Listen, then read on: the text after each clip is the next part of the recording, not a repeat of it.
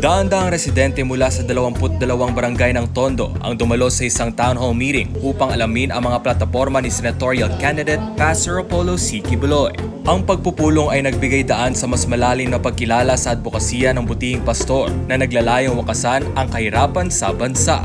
Sa kabila ng mainit na panahon at mahabang pila, hindi natinag ang mga dumalo. Si Tatay Hill, isang retiradong sundalo, nagpahayag ng kanyang paghanga kay Pastor Apollo dahil sa kanyang di matatawarang pagtulong sa mahihirap.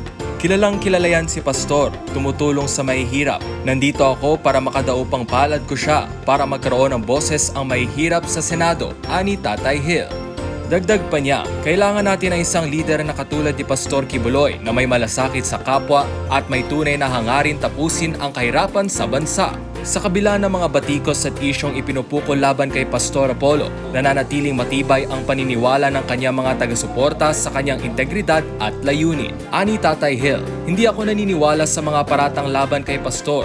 Leader ka na isang relihiyon tapos magiging ganun ka? Di ganun si Pastor, kaya imposible ang mga ibinibintang sa kanya. Kailangan natin siyang tulungan upang makamit ang hustisya. Isa rin sa mga naging tagapagsalita sa nasabing pagtitipon si Boss Dada, isang kilalang political vlogger na naglahad ng dedikasyon ni Pastor Apollo sa paglaban sa katiwalian sa gobyerno. Siyempre si Pastor Apollo C. Quiboloy ang magsisilbing konsensya ng mga senador sa Senado. Lahat ng mga senador pupulisin niya. Lahat ng kurakot papansinin niya. Lalabanan niya yan lahat. Gagawa siya ng batas para ang lahat ng mga kurakot na mga government official, bitayin talaga lahat yan. Kawawa ang mga Pilipino habang sila nagpapasasa, ani Boss Dada.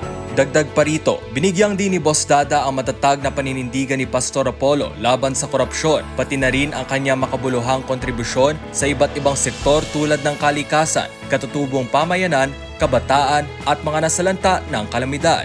Para sa karagdagang impormasyon tungkol sa plataporma at mga panukalan ni Pastor Apollo C. Quiboloy, bisitahin ang apolloquiboloynationbuilder.com.